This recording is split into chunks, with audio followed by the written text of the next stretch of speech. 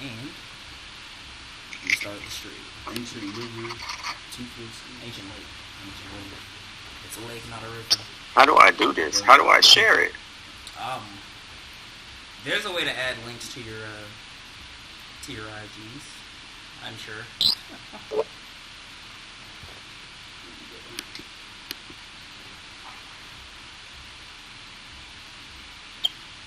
Once I have...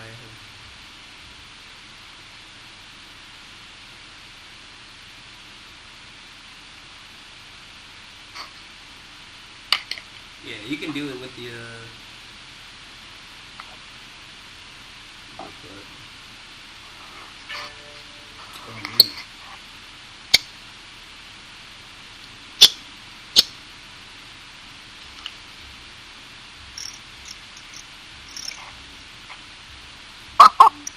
So easy, so easy. What'd you just do? How'd you do it? What's the number? 63. I just made my new account. The way I was trying to do it before was not working. So I was like, you know what? YouTube is the thing. And it was like literally a minute long video, and I was like, nah, here we go. Let me change my screen to Skype so that I can see this, and then we have to switch to make sure that it's picking up the good stuff. Follow your boy MJ Betty _1. Yeah, follow MJ Berry. You know we're gonna get started. You started already? You said what? Good morning. I did, but I'm gonna see. Oh, my bad. No, wait. I'm not on the. I was talking. Yo, are we starting this shit up now or what? Oh yeah. Give me 2 seconds. I'm still trying to. Don't you see the I'm still trying to screenshot. Shit. How's the quality? See, it's like I said, the video is choppy, but the audio is alright. Okay, we just started. Okay. It's okay. Yeah, it's okay. It's okay. You sent the link. Oh. Yes, I sent the link out. You can share the link by going to your Instagram story and go to your camera. No, I'm about to get on Twitter. Do some random bullshit. Take a picture of yourself, and then oh, my ponytail's already dropping. Look at that. It's crazy. It's crazy. Let's go. No, I have water and alcohol. First thing, one of those videos this year. You made the tea. I did make this. If you look at that lemonade jug, it's like lemonade and huh? It's like a little bit. Oh no, it's like lemonade and this around. Like, you to like 3 levels. Yeah, that was just to like 3. Alright. Alright, thank you. Hang on, because gotta start off official. Gotta start off official.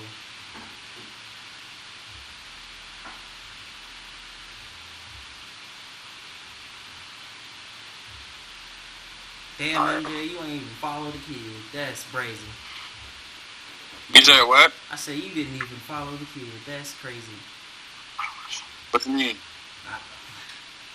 I just make this. Right.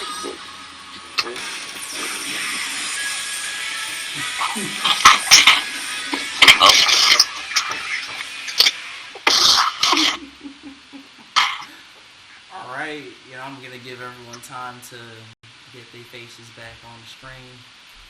But yeah, cause I'm out here struggling. I'm ready to go. Okay.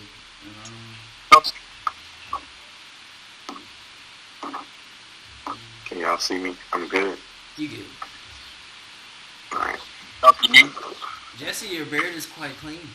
I mean, I remember it was before we left school, but it feels like it's growth. Yeah, I've gotten it at Mountain Man Links and gotten it down back to... I'm trying to get on Mountain Man. High key. Okay. Alright, we'll wait for everyone else to bring their faces on the camera. Come on, bring the daddies out. Let's go. Come on. I thought it was Hot Boy Summer. Yeah.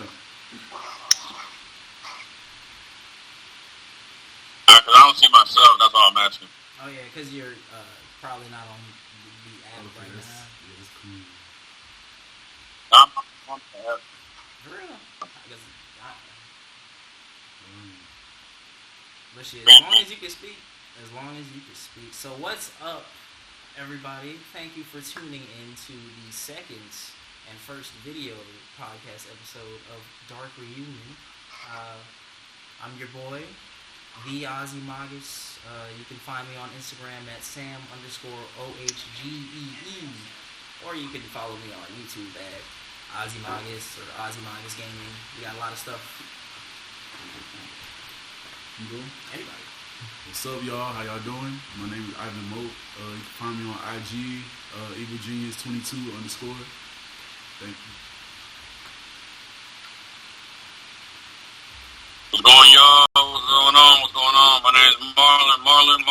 You can follow me at MJ Berry. That's EMJAYBERRY_100. Marlon.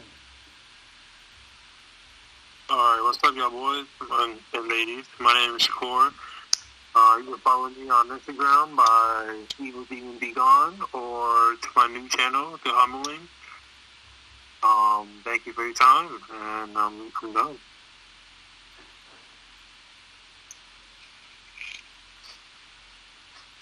Alright, I guess I'm Jesse. I'm not trying to plug a page just yet.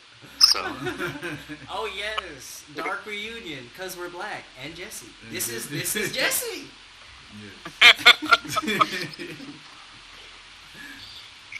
What's up, everybody? My name is Keelan. You can follow me on Instagram at just_Keelan, KEYLON. Yeah, that's pretty much it. Alright, so today we got a lot of stuff to talk about.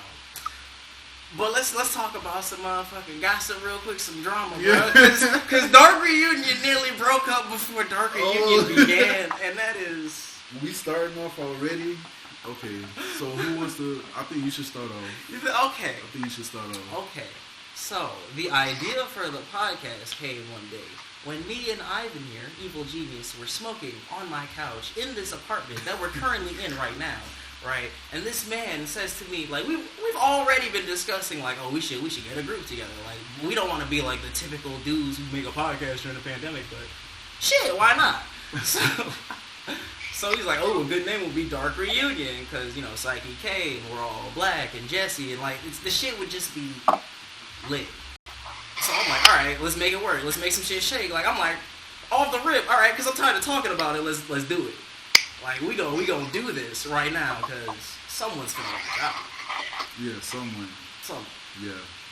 But, you know, as the days go on, I start to set things up, right? You know, I'm like, oh, we got this podcast coming out, and I have screenshots of me telling them that this podcast is coming.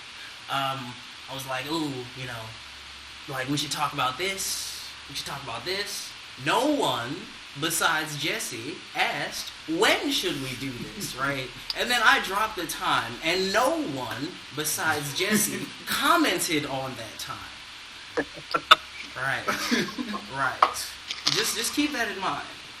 And then come the day I start saying, oh, you know, prep yourselves because this is happening tomorrow. No one says anything. No one says a goddamn word. The day of, the time of. I'm like, all right. No, not the time of. The day of. The morning of. I'm like, all right. So we finna do this today. Instantly. What you talking about, bro? Huh? What am I talking about? Oh my goodness. Oh my god. Like this nigga right here hits me with some nonsense. Like, I feel like this was poorly planned. And I was just like, but y'all had every instance to say something and didn't. Like, the floor was always open and niggas wasn't talking. So, no, this is not poorly planned. This was poorly fucking responded to. Like, what are you talking about? And then we went back and forth. But then, instead of, you know, just being like, screw it, niggas was like, alright, let's get it done. And then people started assuming various roles within Dark Reunion. Like, we got a social media manager of sorts. Like, we got people who manage the YouTube, people who manage, like, the scheduling, like, shit like that. Like, And it's all thanks to me bitching at these niggas for like 2 hours. That's all it really did boil down to. Because, the last thing I say, I was like, either we're going to get this money or I'm going to get this money. So, yeah. Okay. For sure. Got to. So, Just to say the whole time, you know, I work 12-hour days, so I'm over here like, oh, look at all this. And then I was like, I'm with it, you know? So, hey, I wasn't one of them that was like, nah, fuck this, what are you talking about, you know? I was all for it, I just didn't say shit, I didn't see shit, you know? And to be fair, he was on the first episode. He made it to the first episode. Yes, sir. Oh, shoot. In my defense, I was extremely intoxicated. That's all he right? said that was a possibility. So I was like, all right, like, shit. But all right, so Dang. this was all planned through Instagram Yes, group chat. yes, it was. Man, it's like 8 of us in there. Like, and But all this you is see, the relatively all you active see is chat, though. memes. All you see is memes all day, every day. So me, like, I'm speaking for myself. Like, I do be like skimming through. Like, I don't really look. Like, all this stuff, I had to go back and look and see. Like, this stuff was actually in there. So I didn't see that at first. So I was kind of like, okay, well, he fucking up because he just bring this fucking podcast out of nowhere. Oh, we finna do this in an hour. Y'all ready? Like, that's how I felt, like, that how it was. But, you know, I did go back, and he was trying to get something together, you know. But, you know, kind of miscommunication, you see. So, but we did have to get it together. Like, everybody did pitch in. So, shout out to all of us, Dark Reunion. You know, we finna take over the world. With that, to do that first, we gotta take over ourselves. That's a great start. I'm so happy that I made it to the second one, because this is finna take off. Like, clip this now, we finna like blow up on all y'all. Like, She. talk my shit. Send the link to the text, cause I'm about to send this to everybody. But yeah, Y'all are fucking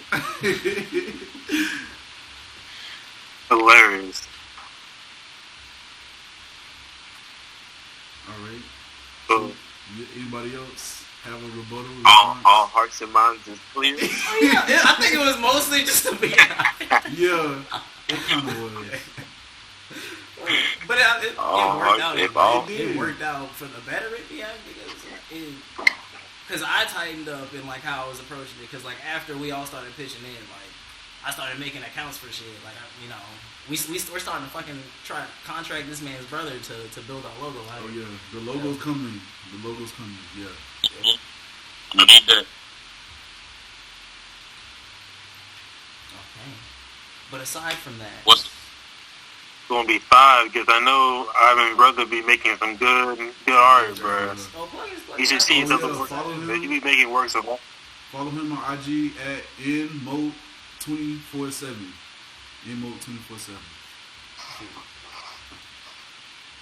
Jeez, I'm on ghetto and stuff. Just keep moving. No, bro. Embrace it. Oh, he done turned the filter on. Right, gotta yeah. stay blurry for the. Did I? For the Hold on. But moving I didn't even on do to that on our purpose. first actual topic, Mr. Morale and the Big Steppers. Yeah. Oh my goodness. I don't want to hear your number rating out of 10 because that does not do a Kendrick album justice. Okay, this man is the GOAT. This man is 5'5" and the GOAT. So that means I, in a way, am the GOAT. Like, it's never misses. The most consistent artist ever. Ever. Of all time. Ever. Alright, before I go crazy, how do y'all feel about the album? It's It took him 5 years for him to get this album to come out, bro, and I've been waiting for so long. Finally, man. I'm so happy this dude finally got this thing out, man. It's a work of art. It is. I love it, bro. Yeah. We cried together, man. That's by far the one of Oh my God. You know what I'm we saying? get into it. We get into it. Yeah, that's the hottest song on there. That's by far one of the funniest things I ever heard, bro. We cried together, got me rolling, bro. Hey man, like you That's said, it. oh my bad, I cut you off. Sorry?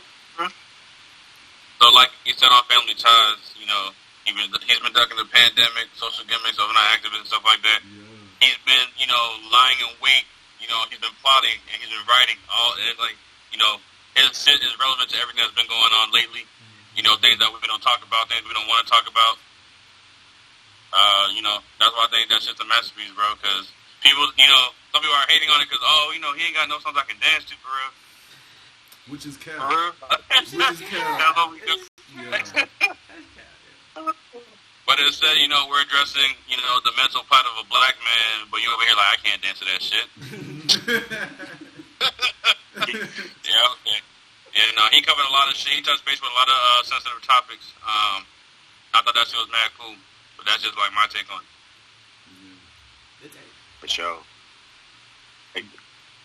I think like the caveat off that, especially the intro to We Cried Together, he was like, "This is what America sounds like." Like that joint just really hit home, and people like, "Oh, I don't like that because that's all they talking about." And I hate you, nigga. I hate you, but that's real life. That's real life relationships. Like y'all, people go through that. Like that's real life. And how did it end? Yeah, exactly how real life ends. You get fucked, bro. You get fucked. All right. So what topic? Like what topic from the album hit you the hardest? So for me, it was the Auntie's Diaries. My auntie is a man now. Cause like I have family members that's like coming out as like trans, family and friends. They coming out as gay, bisexual, like.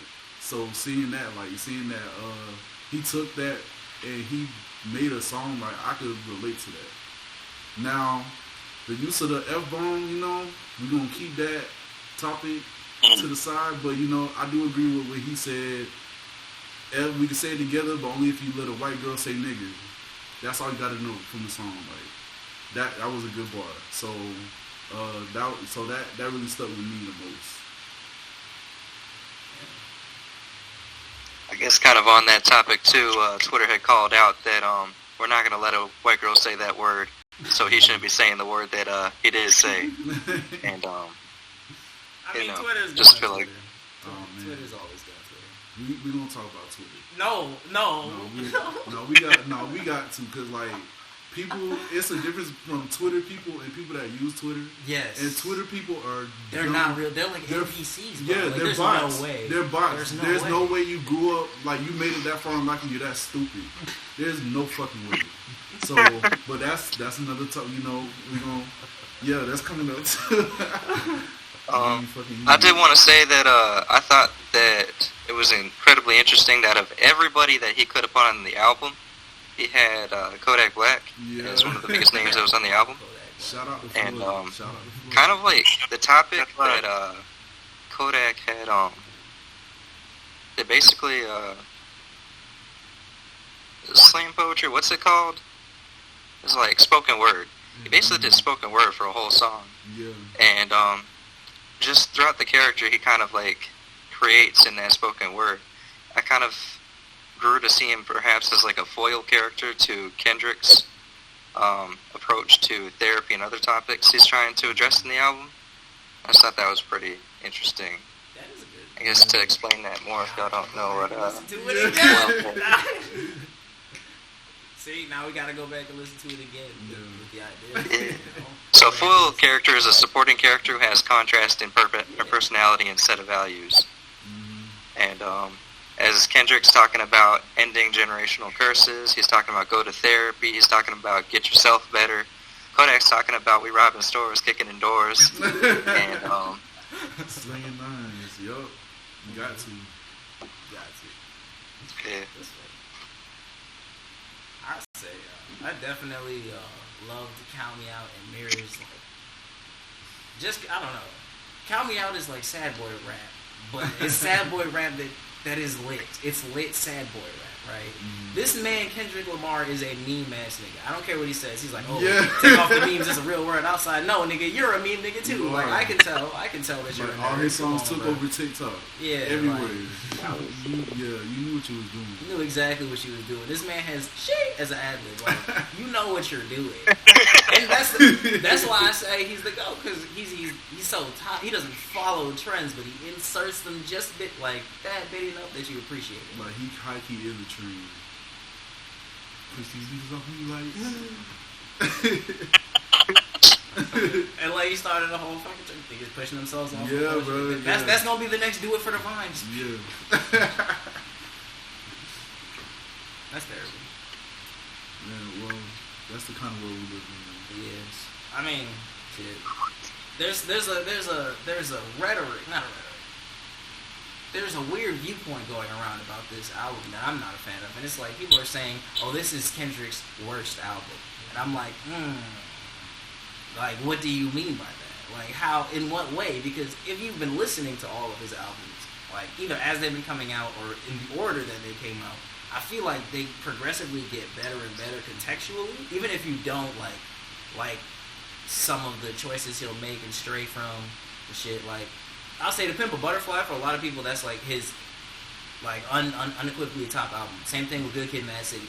But I'd say each album like just has you feel a lot of emotion, just not the same emotion each time.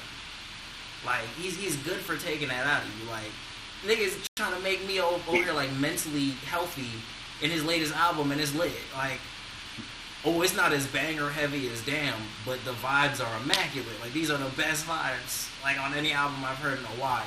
And this is the best album that I've heard in a while. Mm-hmm.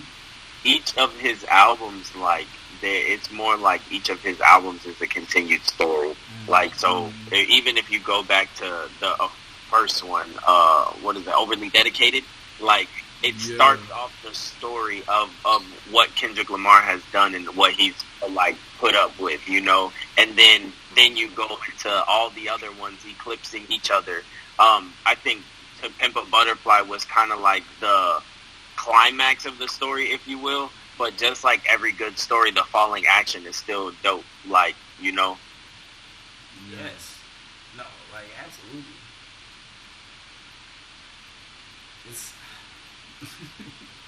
I'm just over here gushing for the freaking album. Right. Let's get off of that. How many people are in here? 6, including me. Yeah. I feel like it's like 8 different people, and that's why I'm trying to wait to talk. But dang, it's still a lot of y'all. How do y'all feel about comments being made by certain people saying that because of the album, people think that Kendrick is a misogynist and a homophobe? I think people are stupid. Yeah. I think they're drunk. Like, they're definitely smoking some bad weed, but they need to. What does that even? Like, come on. Yeah. They need to check themselves, because we were just talking about how like what Ivan said about transgenders and stuff. Like he just made a song about them. He ain't making fun of them or something. He ain't making fun of them or nothing, bro. It's just he just talking about them. It's more so, you know, what's funny, and I think like it goes over a lot of people's heads. He called out the hypocrisy of the church. Like, he really did. Oh yeah, he did. Like, he was like, shouldn't we love thy neighbor? Like, what is all this judgment? Like, that's why I went to church. But anyway, ooh, good topic.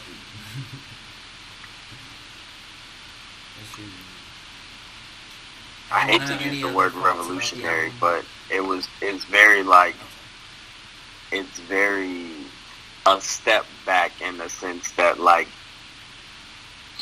it was revolutionary, but all he did was go back to his roots and just not be filtered. Like, I mean, that everybody wants to be real PC a lot in raps, but he told a story in an unfiltered way. Like, I get that there was, you know, language that he shouldn't have used, but it's kind of like you want a artist to be true to self, and he's always been true to who he is, so why would you expect it to be PC? Never been PC. Hey, in 95, he said he don't care about cancel culture. Yeah. He said what I want about you niggas. I'm like, Oprah, dog. So get these crackers off. Yeah. Cancel culture, high key, is real, but it's self-inflicted. Like, you can't. I feel like you can't just go around doing anything and not expect consequence. So cancel culture is like a consequence, but they try cancel culture, cancel Dave Chappelle, but look, he's still making money. Did they really? They did. They really tried against that man. Yeah. Twitter just slanders the man, and I'm over here like, oh, okay. Like, I'm still gonna watch Killing Me Softly. All of that. Oh my god! Like, I'm still gonna watch for what it's worth. Like, that's one of the goals. Yeah, it's funny. Like, you don't have to agree with everything that everyone says, like at every point in time, to concede. And that's the best thing about opinions is right. You can have an opinion and let somebody else stand in their opinion, and y'all can both still be right in y'all own way. Like, if the facts support you and the facts support them and an opinion is made, like, it is what it is. We don't always have to agree. And nobody has to bend their will to another person because they don't agree. I think that's the biggest topic of America today is, like, especially with cancel culture. It's like as soon as somebody does something. Now, I'm not talking about, like, sexual, domestic violence, none of that stuff. But, like, say somebody has a point against, like, the president, and then everybody's like, oh my god, they're so rude and they need to stop. And it's like, if you don't agree, just say you don't agree. And not everybody doesn't need to be canceled for, like, an opinion. Mm-hmm. How do y'all feel about post-mortem canceling? They cancel Dr. Seuss. Wow, bro. I mean, I feel like, making it aware that he's racist is good. But, like, cancel culture should have canceled half of the founding fathers then. Yeah. Like, come on now. Yeah, all.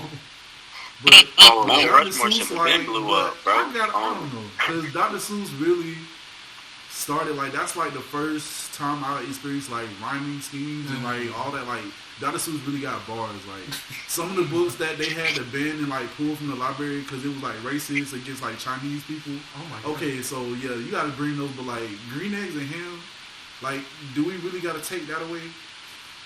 Like, honestly, like, unless it's, like, some hidden meaning, I don't know, but, like, those kind of things, like, I grew up on, so if it was kind of bad, like, should I say bad? Yeah.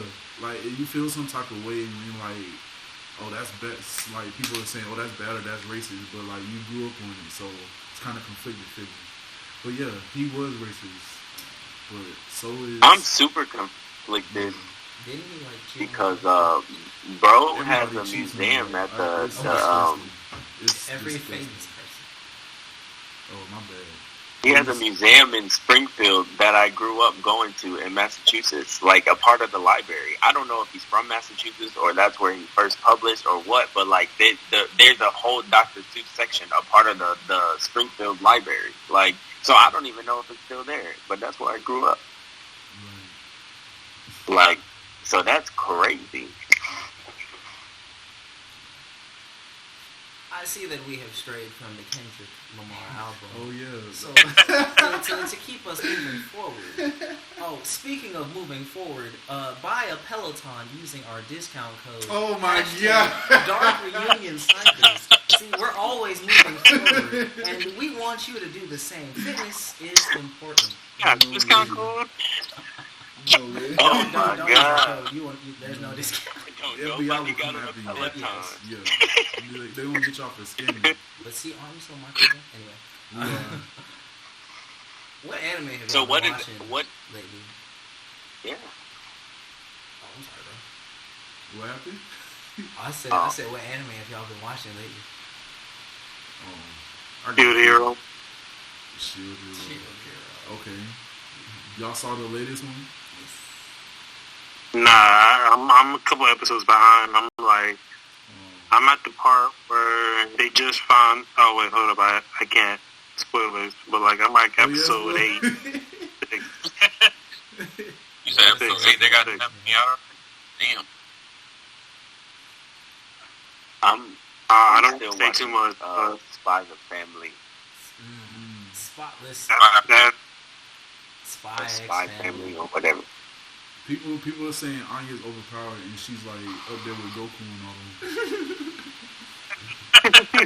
Goku is just OP because he's made of children's folklore. Don't get me started on Goku. Like, Goku is a JoJo's Bizarre Adventure. Oh, you're stronger than that. Well, I can do this. Well, I block that. Well, I can penetrate that. Well, yeah, well, I can penetrate your penetration. Like, some nonsense. Like the Tournament of Power. He's legitimately. It was cool, but it didn't make no sense. Dang. So y'all watch all of Dragon And how Ball? can you never And don't access want that Boruto? power Yes. again? No, Absolutely. Exactly where I'm going. Absolutely. You know exactly where I'm going with this. Freaking One Piece. He's never gonna find One Piece. Spoiler alert. Spoiler alert. I'm just mad. Ain't never gonna find. Can I get into like a fan made comment real fast? Yeah. Yeah. So, the theory is that he's already discovered it, but he keeps lying to the crew because they just keep going further and further. So it's manipulation. Not so much manipulation, but more so, what's the point of being king of the pirates if it stops right here, but we keep discovering new stuff? That's fair. Damn, that'll be a twist. That would be a twist. Be like, no, I needed to see it to be worthy of it. You know. I got a theory too that I seen that I thought was it made me fall out. I thought it was hilarious as hell. Okay. But someone said the One Piece was Luffy's hat.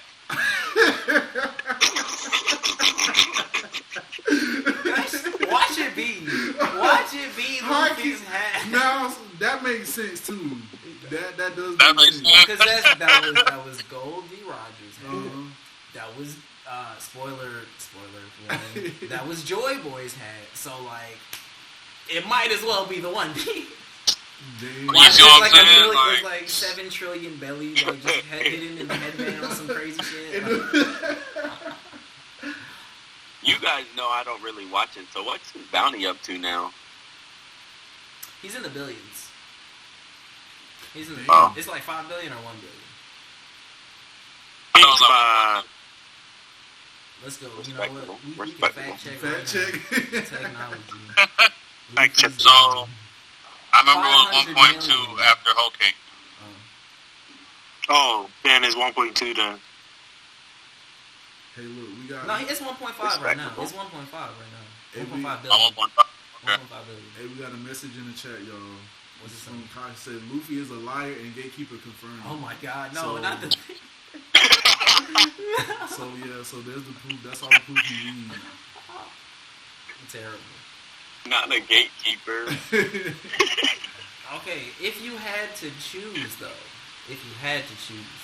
what is your top animated season and why? Season from so Like, where we started. What's from. streaming right now? Like since for the year, the anime that you've been watching for the year, because I'm pretty sure everything has like 10 episodes by now, right? About 7, 8 episodes. You know I'm a fangirl for Afaretu in A Common Place. So the new season kind of did it for me. Arifureta. What's the name of it?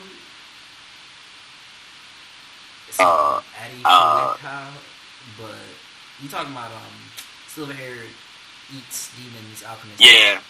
Oh. Afaretu out. Yeah. Arifureta. In A Common Place. Infrared, something like that. It's like It's pretty dope. it is pretty dope. Essentially, he was part of a group of people that got transported to another world to save it. There was a plot to kill him for some reason, and they shot the bridge, and he fell into a trap. Bro, like, lived in a hole for a little while, then discovered that if he ate demons, he can get their powers, and then leveled up, and then became that nigga for essentially. And now he just running amok in the regular world, trying to capture all of these sacred powers from these temples, and then so he can go back home, because that's all the fuck he want to do is go back home. Oh, that's all it is. What's it? How do you spell it? A-R-I. Don't ask me. Oh, that one. Okay. Okay. So I'm gonna push Boruto any way I can because they in the arc. They at war. They fighting these pirates. Everybody dying. Niggas is bleeding out. They can't save nobody. They still weak. Everybody's mad that Boruto's weak, but that's the story, you know. That's the story. They losing all his friends. Wait, and, what? Yeah. But they nerfed the Yes, homies, niggas have though. been They dying in nerfed Boruto, bro. Wait, maybe I need to go watch. Yeah, bro. Spoiler alert. Nigga got backstabbed, bro. He made all them put their weapons down. He said, "Let go of him." He's like, "Who said I'm gonna let go?" He stabbed him in his back. Couldn't save him. Gone. Yeah. Wait, who's the person that I'm not gonna tell you. I gotta go watch it. Yeah. was it like jarring? Is Yeah, it also, was. I is was also not- George R. Martin like. it really, cause like it got the happy music playing and all that. You're like, okay, well, what kind of stories is gonna be? And niggas dying at the end, like blood everywhere. Yeah. So Boruto's popping. That's the episode where he was purring, made the ugly ass face, and people got on Boruto for like a week for the animation. That animation was nasty. Yeah, it looked like the little meme face, like the little scrunched up shit. Yeah, I will say that. Yeah, the animation is kind of inconsistent, but still, like, but I'm gonna push it. That's okay. What up? Y'all said Spy Family. That's really hot. That's my topic. The new episode just came out today. Oh shoot. We should live stream it. Yeah. Real talk. Last episode I seen was them trying to get to the school. They're trying to get where? It's a school. Trying to get Anya into the school. I haven't seen her in the school yet. You gotta be an eleganto boy. Yeah. And they got Was that before or after the interview? so after the interview when I haven't seen after the interview yet when she's actually like in the school right now. She's on like the waiting list type shit. Oh, okay. Yeah, but that's why I'm at. So y'all seen the when they made them reenact the spy show, and it was your versus what's his name? Lloyd, and she was finna take off on his ass, bro. Yes. Them kicks was Went nasty. crazy on the Yeah. Do you think she'll be able to do that again because he's a master spy? Probably. I think she'll still mix him up. Like honestly, if they have to fight to the death type shit, I think she's still mixing him up. Really? But she might like. Can I hesitate, mention an and then anime he probably movie? would hesitate, and then they would stop fighting. Type. That's what I think would happen. Like. hell yeah, you can. If they had a mission where they had to kill each other, like they would get to the point where they're both almost dead, and then someone would like hesitate, and then the other person would attack, and then hesitate, and then they would just stop fighting, and then kiss for the first time. For the plot. And, for the plot. Yeah. And no, I don't know if that happens or Are you- not. I'm just fucking guessing. Damn, are you making up scenes over Yes, there? I am. 100% making up scene. 100% making up scene. But Spy I know, Family maybe is one, good. But can I mention an anime movie? Yes, sir. Yeah. The Jujutsu Kaisen movie? I need to go watch that. Oh, it came out already? Top tier. Can you watch It anime been movies? came out. Let's find out. That junk came out a long time ago. Like maybe ooh Dang. March. Oh yeah. Around that time. It was Yeah, it was raw. I don't want to spoil too much since y'all ain't seen it, but for them to name drop Yuta in the first season and we not know nothing about him, he definitely is name droppable. Like that's all I'm gonna say on that.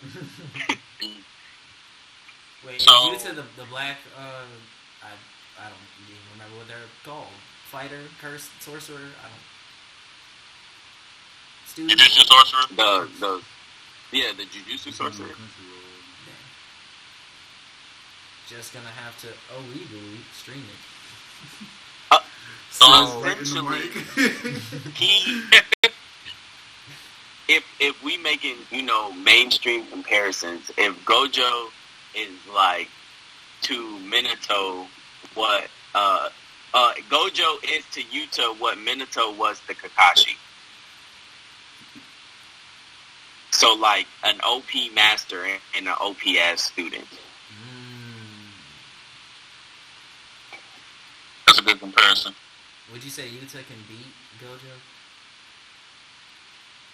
Oh, now in season 2, if we get into predictions for season 2, he's supposed to be coming back, is what I, have heard. I don't read the manga, so if you do, please, just side chime me some stuff. But yeah, so I heard he's supposed to be coming back a lot stronger. I don't know if Gojo would ever lose to any of his students at this point in time. Now, I do know that in the future of the manga, it's weird. I don't know what happens like in the right next, but I know what happens at the end because I know people who finished it and they told me it, which kind of sucks. Well, they're caught up, but like they are all OP in the end, just like every anime though. Well, where they are currently in the anime and the manga. That's good too. So for y'all who have Netflix, I recommend the anime movie that I just watched. Probably been out for like maybe a month now. Probably less than that. It's called Bubble. I saw Watch it. that. I saw Bubble. Yeah, it's like a parkour movie.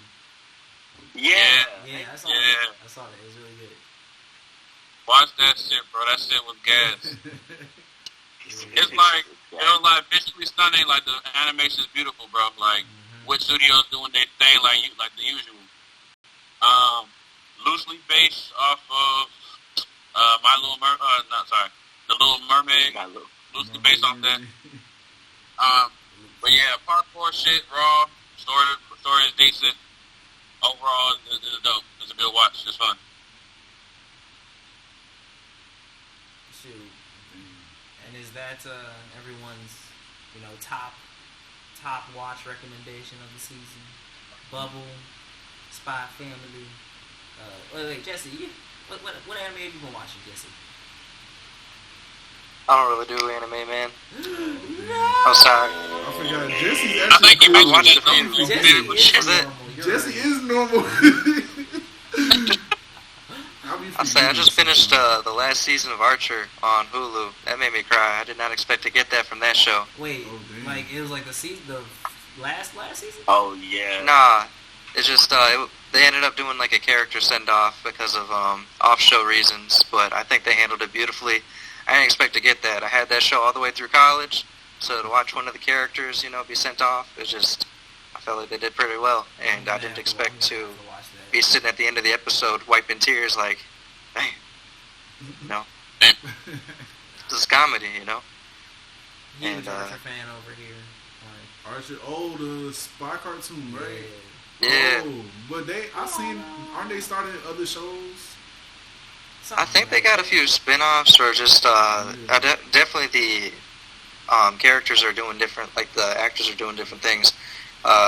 We're just watching the Boys animated series earlier today, and Aisha Tyler was on there. That's Lana. So. Oh, okay.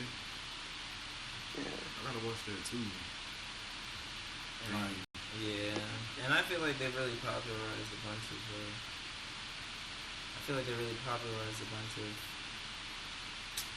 Animation styles from Archer, because I see that in a lot of cartoons now. Like that, I don't want to say lazy, but it's kind of shaky, I don't know, 2D, like animation. Super 2D. It's I love Archer, but I'm talking about animation style. The voice actors make Archer what it is. They are. They do. Oh yes. They do. If they were speaking in a dark room, I'd probably still watch it. I forget his name, but the voice actor for Archer himself and Bob's John Burgers, Benjamin. Bob from Bob Burgers. And the H stands for Humperdinck. Yeah, he's always a pleasure to hear. Even I could point him out. He was in Aqua Teen Hunger Force for an episode. It was man's playing like a mosquito. I think I always think about that episode of Family Guy where they was like, why is he here? They're in the plane, and Peter's flying, and he's flying, who is he flying? I think he's flying American Dad, right? And then he's like, why is he here? And then they were like, because we let the other guy try to fly, and he failed. And it's Cleveland falling in the fucking thing. And then there's a seat in the back where there's Bob from Bob's Burgers too. Yeah, I remember that. I remember that one. I Oh my god. Someone gotta link that to me. I don't remember that. That sounds hilarious. That was the crossover episode, wasn't it? With the it was the Simpsons crossover episode. Yeah. Oh my, that's one of the top Family Guy episodes ever. Yeah, that shit was funny. That was a good episode. That was hilarious.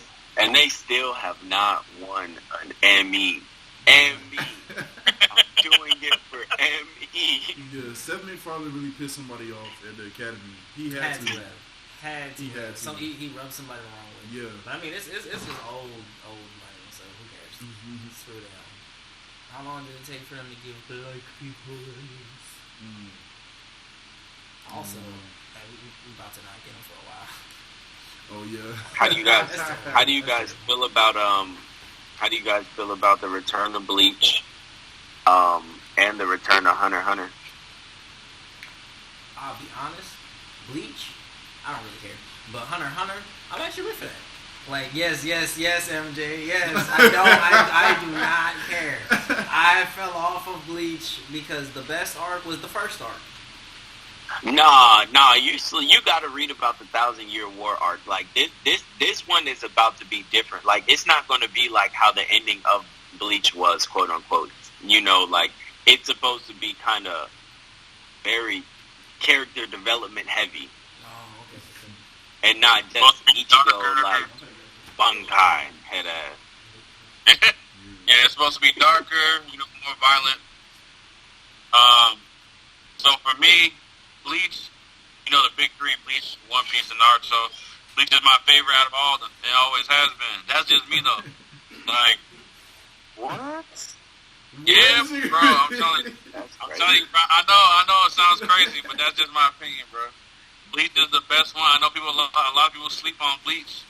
But every time I see, like, a big three, I be saying One Piece, Naruto, and Dragon Ball Z. I'm like, that's not the big three, bro.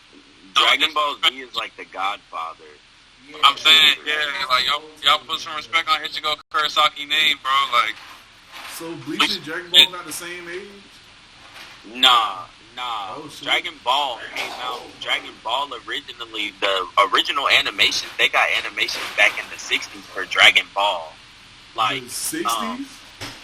It's like a stick figure sketch, bro. Dang, like of really? Dragon Ball.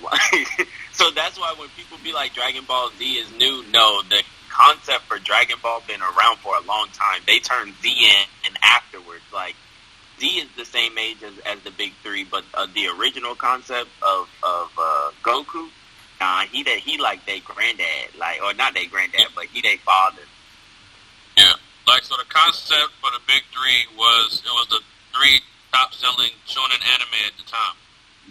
That's how they constructed the big three. Because Naruto was selling, Bleach was selling, and One Piece was selling. They was all doing something at the same time. So, like, this them right here, this is the big three of it. So that's what, that's what they are. So every time I see, like, a big three with Goku in it instead of Ichigo, I be like, what going on over here, bro? Like, But, nah, very hype for the return of Bleach. Very hype for the return of Bleach. I read the manga all the way through. Shit's dope. I haven't read any of the canon, not spin-off, I guess continuations by like somebody else, but it's overseen by the original creator. Haven't seen any of that yet, but I'm gonna dive into that. But no, Bleach is gonna be dope, bro. Trust me. You're gonna see a lot of things that you haven't seen before from the original show if you didn't read the manga.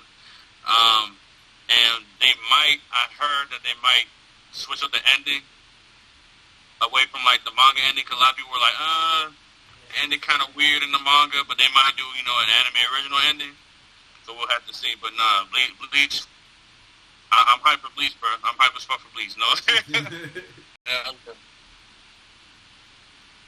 I'm excited for Hunter x Hunter though. Like they really ended on a real cliffhanger, for real. Yes.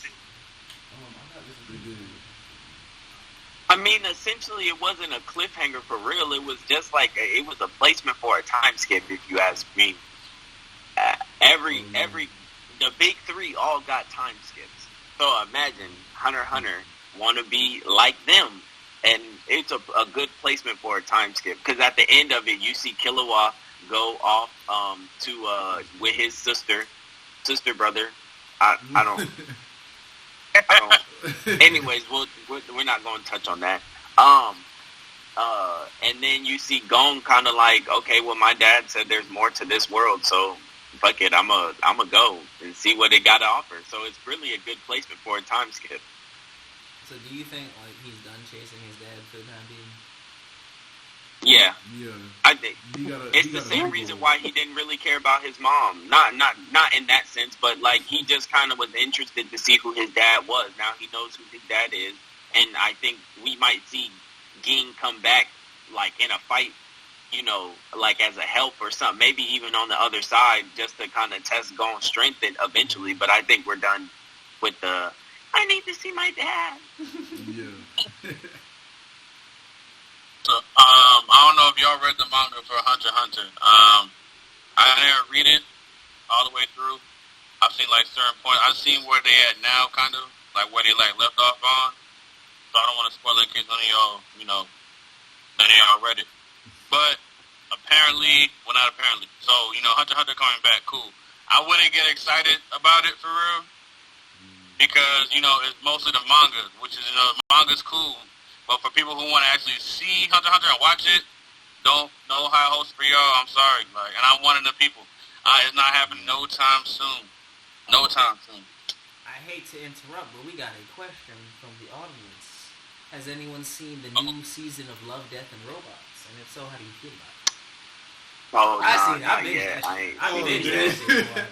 binged that shit. I only saw the first I added episode. that to the queue yesterday, so Yeah. pending it. All I will say regarding this last season is it was definitely mostly done by some angsty white guys. Like that's probably mostly who made this season. Some angsty white guys, like, and that's fine.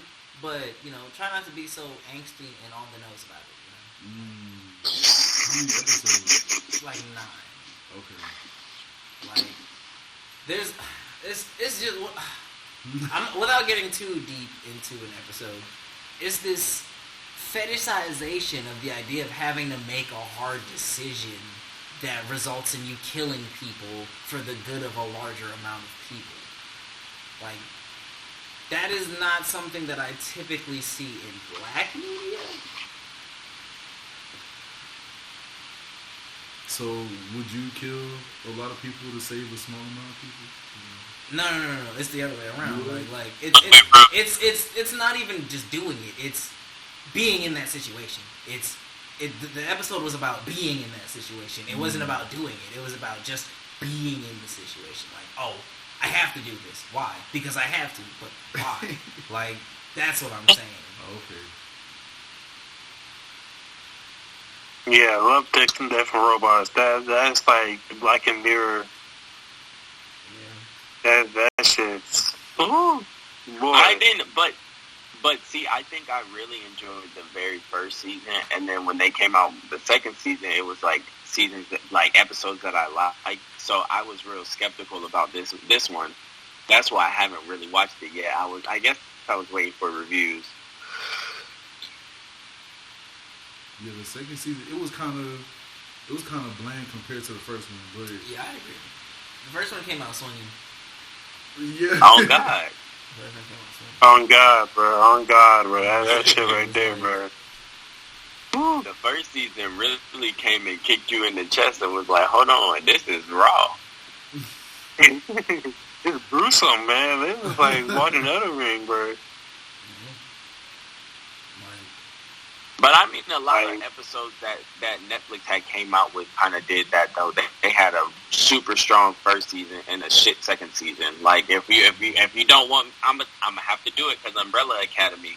I'm telling you, the first season really came out strong, and that second season really wasn't it for me. So now that they coming out with the new season, I'm just kind of like, okay. I'm not gonna lie to you, bro. It's the opposite for me. I thought the first season was real. I don't know what it was about it that just threw me off. Like, It was weird. I understand. It was weak. I know you gotta build towards something, but like their lack of cooperation with each other, their lack of, helping themselves out to help out the team. I was just like, all right, this is every episode up until the last one. and then that's when y'all want to help each other in the last episode, and then the second season just added more plot. It was like more plot than anything else. More action too. You know what I'm saying? Everybody was doing their own thing. Eventually, coming together. Like before the last episode to finally make a fucking decision. But yeah, no. For me, it was the opposite. Second season was better than the first season for me, and I'm looking forward to the third season because third season you got another team with more powers and shit. For me, that's more entertaining than having to deal with the same brother sister love crap. Like I'm a alcoholic with season goals. I don't know how to help myself. I'm tired of seeing that bullshit already. Like, let's move on to something else. You know what I'm saying? So, I think that's why I like the first season, because I'm real big on character development. Like, tell me who you are before you get into anything else. I low-key, like, even with anime, I low-key be hating when anime just get straight to it. I be like, damn, I don't even know who bro is. Like, how I'm supposed to root for either side when they ain't even tell me what bro do. Like, what he do? You just spazzing on him for no reason. So, I enjoyed it because they was really like, this the story, like, this how we rocking with it. And they dad gonna die.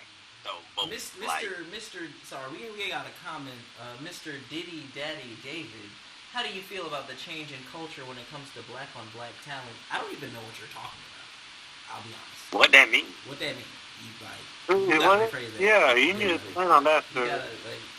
Dang, y'all just gonna I want to answer, but I don't know what that means. So you said the change in culture the change in culture when it comes to black on black talent. What is black on black talent? Black on black talent, what's that? What is that? Are we talenting all over each other? That's what it sounds like. I don't know. I mean, I know. But we just want you to, explain yourself, because we're not interpreting it right, apparently. I don't know. No. But until then, y'all want to move on to what anime y'all think is goated? Oh yeah. Well, for the season or forever, One Piece. But I'm not even going because that's cliche. That's a cliche answer. I'll give you two. Hajime no Ippo and Fullmetal Alchemist Brotherhood. Two goated animes. Solid ones. Those are definitely solid. Goated? Damn. That's a hard one. You said goated, bro? Goated. Like, all time, like, you already know what I'm about to say, because I literally watch that shit. I at least try to watch it once a year. Code Geass, bro. Code Geass, bro. I'm gonna need you to take a nap, bro. Take a nap. Code Geass, bro. Code Geass. Code Geass had everything. It had mecha, it had slice of life, it had drama, thriller, and it has one of the best endings in all anime. Now, how do you feel about Neon Genesis Evangelion or whatever? You said it's okay? Also goated. Also. That's the granddaddy of mechs besides, like, Gundam, I'm pretty sure. Yeah, my goated anime, in no particular order, is Trigun. That's good. Then it's Yu Yu Hakusho. Then the very last one is Rurouni Kenshin. Rurouni Kenshin. Yeah, Rurouni Mr. Kenshin. Backwards Yeah. Blade. The Trigun was like one of the... What was you saying? Did he ever flip the... Sorry to cut you off. But did he ever flip the sword the other way around? Yes, the very last season, his choice was to either kill the main protagonist or, and go back to being Batosai, the manslayer, or, kind of again, not and be himself. And I want to say, he flipped it and then kind of didn't kill him, though. I don't know. It was a dumb ending, but it's a good show. I need to rewatch it. I haven't watched it in a couple of years. But, for show, Yu Yu Hakusho. All these spirit anime, y'all got Yu Yu Hakusho to thank. Because without the spirit gun, you wasn't spirit wielding nothing. Let him know. Well, yeah, definitely. And then Trigun Trigun was one of the very first anime I ever watched, bro. Bash Stampede, that was the name of my first pipe. Like, he was just raw. Bro was a goofy. He was like how everybody say Goku goofy. Like, he goofy. Bro, like, oh, snap. Let me see what them titties look like. Bang, bang.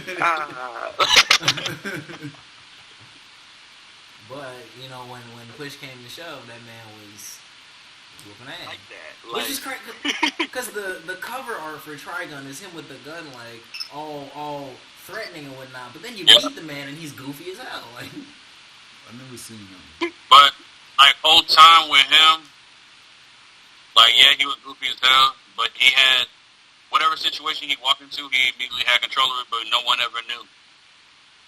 I swear. Goofy motherfucker. Like, okay, like, the whole time he knew, because every time you do some slick shit where he be joking around, but then you be like, oh, how did that happen? Because he did it, you just didn't notice it. Like, you feel me? Like, yeah. He had control of the situation every time he walked into something, so. true. I got definitely. But Knives was a good protagonist or antagonist though. Like in terms of how they made him, bro had no mercy for even his own brother, not even a little sliver. Like, you know how most anime they got that moment, like Naruto, Obito had that moment where he was just like, damn, maybe this nigga Naruto right. Like Knives don't never have that moment, bro. Like, he just like, bro, I'm gonna kill you if you don't get out of my way. Like, that's it. Like,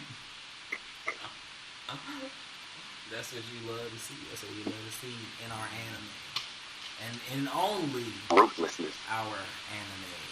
Because, sorry to make a hard pivot, and let me emphasize hard pivot. We're going to be talking about some gun control with you guys, because we need it. The thing with you know, Jesse's quite knowledgeable about the subject, right?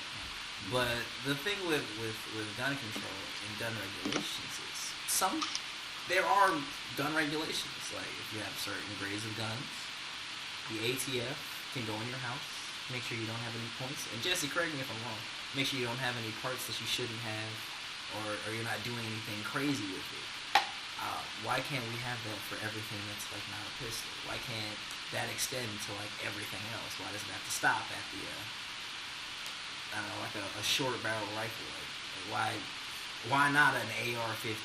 Because why do you need that? Why would you feasibly need one as a civilian?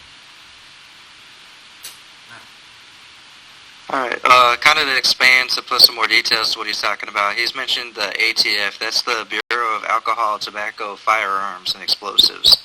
They regulate the ownership of silencers, and silencers, they kind of, the gun community is big on kind of correcting this. Silencers don't make a gun silent, they make it a lot more quieter than it would be. They regulate the ownership of a SBR, or short barrel rifle. So that'd be like a rifle such as an AR-15, for example, that has less than a 16-inch barrel. Those would be better for like an indoor kind of situation, and they're regulated as to, I'm going to leave your imagination to think of what you could do with it, you know, a rifle that has more short quarters, features. The other thing that they regulate is fully automatic weapons. Don't quote me on this. I do believe that as a civilian you can own one, but you have to jump through a lot of hoops and pay some large taxes and get the right permit, and it's next to impossible. You know, like, you could do it, but it's a hobby at that, and it's not going to be something that most of us are ever going to think about doing it, because especially at that too. I mean, that's an expensive hobby, you know, just to have one of those. So Sam's kind of mentioned, I was talking to him the other day kind of about how not all calibers are equal. The AR-15 fires what's called a 5.56 or a 2.23. The 5.56 is used in the M16 and a lot of other battle rifles, but that caliber is incredibly fatal for humans. It's not really a hunting cartridge either. It's not as effective on deer. So there's just better cartridges to use for hunting. So you kind of can't make the double argument of, oh, that gun's meant for hunting. It's not a good...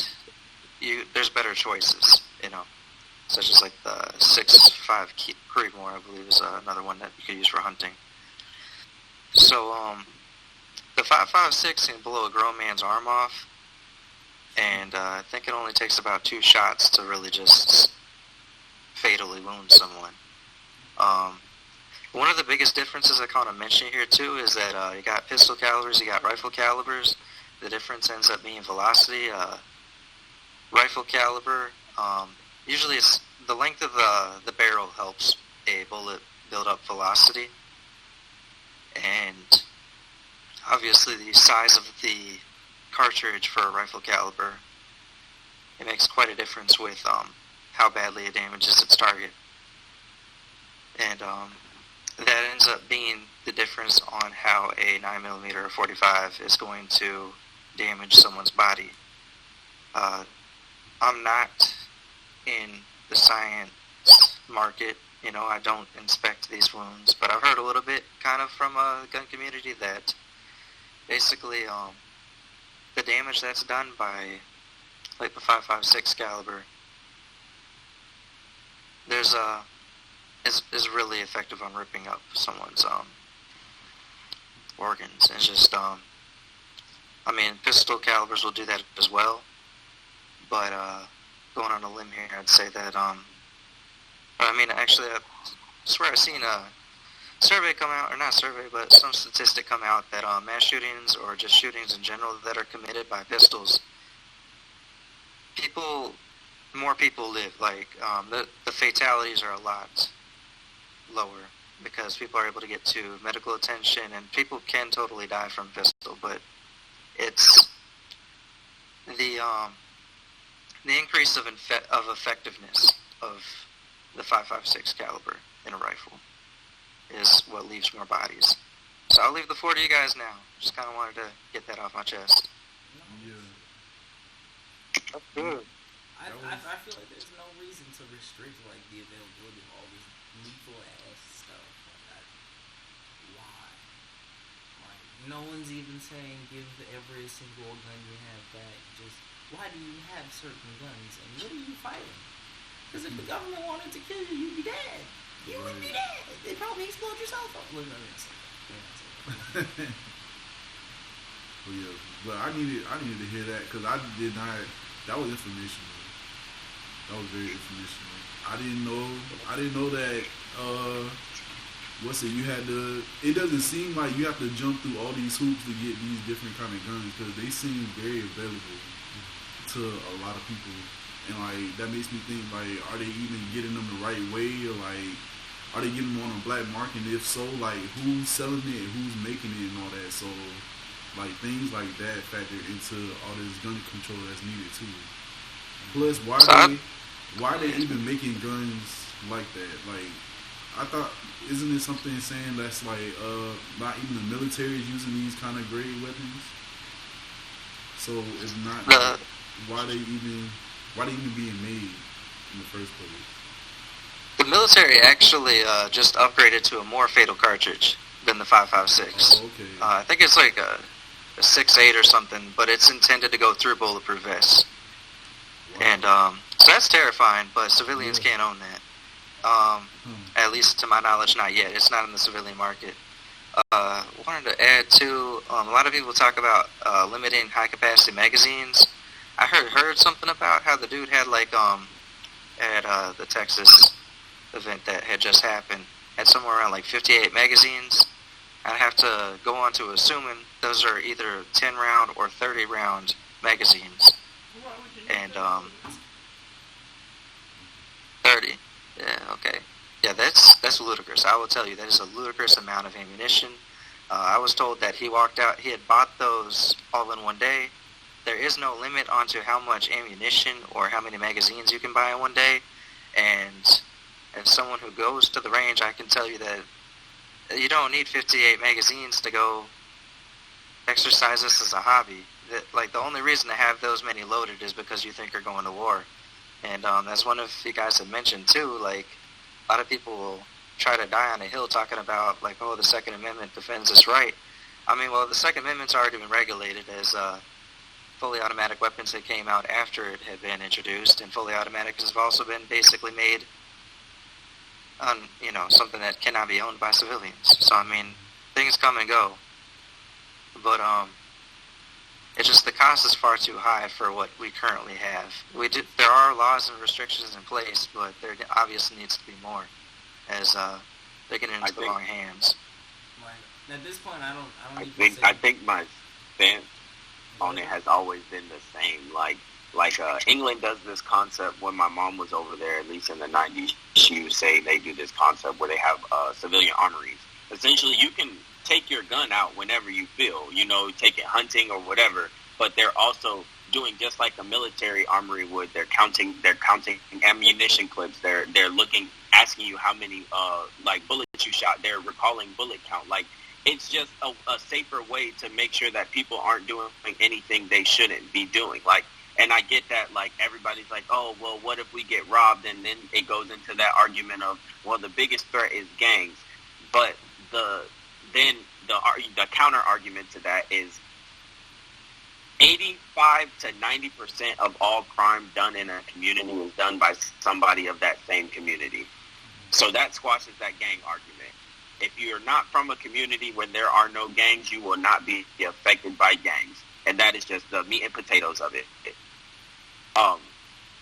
So when people argue the gangs, that's why we need to keep our own guns, or what about home invaders? That if you think your next door neighbor is capable of that, then that is something that you need to address within yourself. You don't need a large gun to protect yourself against your next door neighbor. You can use a pistol.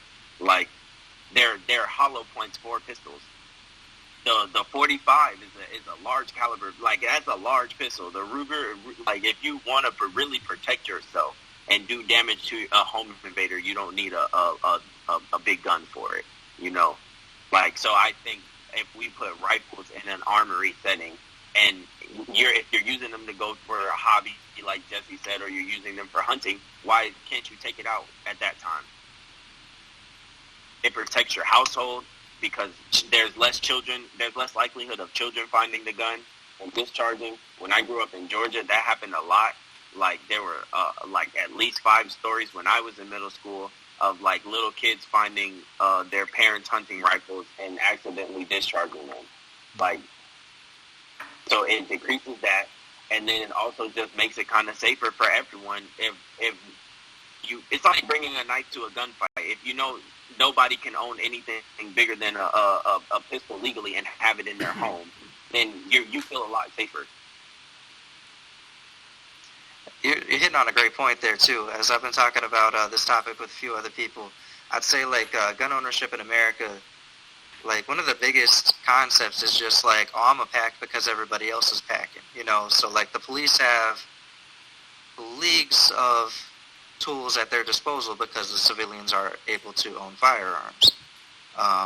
Civilians pack because this country has made people, throughout great effort, this country has successfully made people scared of gangs and other possibilities that are very, very low chance of happening for them. Like, another thing that just kind of is ludicrous is a lot of people think that they're packing in case the government collapses. And it just, I mean, in my own personal opinion, I don't think that's really a country you want to live in, on whatever faction were to try to take over. They're crazy. I was going to say that. But, so it's just, like, and then, this is probably saying too much, but if the reason you pack is because you think that you're upholding your right to the Second Amendment because of in case of a tyrannical government, like, that time's already passed. So, right. Like, you're not packing because you're scared of a tyrannical government. A lot of the same people that would say that love the police right now, and it's like, that's who's coming at your front door if they got a problem with you, So, local authorities, then it's martial law. Then after that, it's the full-blown might of the military. That's how they if they're really going to take over. And I'm not stopping a tank for just this rifle I got in my backyard. They have tanks. Saying, bro, they have tanks. What do you think you're gonna do? The most lethal thing you can kind of own as a civilian is an AR-15 and other 5.56 caliber weapons. Hey, I've seen some rocket launchers though. I have seen some. So I don't know. I don't think you can have a functional rocket launcher, but once again, too, like I'm more into pistols. I don't own anything in the 5.56 category or anything like that. So, if you become accurate, I'm telling you that the most lethal killers are always either actively at the gun range or military trained. The reason being is because the concept 2 to the head, 1 to the heart, or 2 to the heart, 1 to the head, that is forever a deadly concept. You can be just as lethal with a pistol as you are with a rifle. Like, you don't. The argument the rifle argument just kind of just, I hate it because, like, it's, owning pistols is, I don't know, it just be blowing me. yeah, man. So, I mean, some other terrifying things I heard about this shooter. So I said that he had about 58 magazines. If he had 30 rounds per magazine, that means that this guy would have had about 1,740 rounds of hypothetically 5.56. And this dude had also not bought those weapons. So he had at least about 3K worth of guns and ammo, and definitely probably more. And this 18-year-old had put, I think it was at least the guns he had put on to kind of like a payment plan. But he didn't even buy them outright. Wow.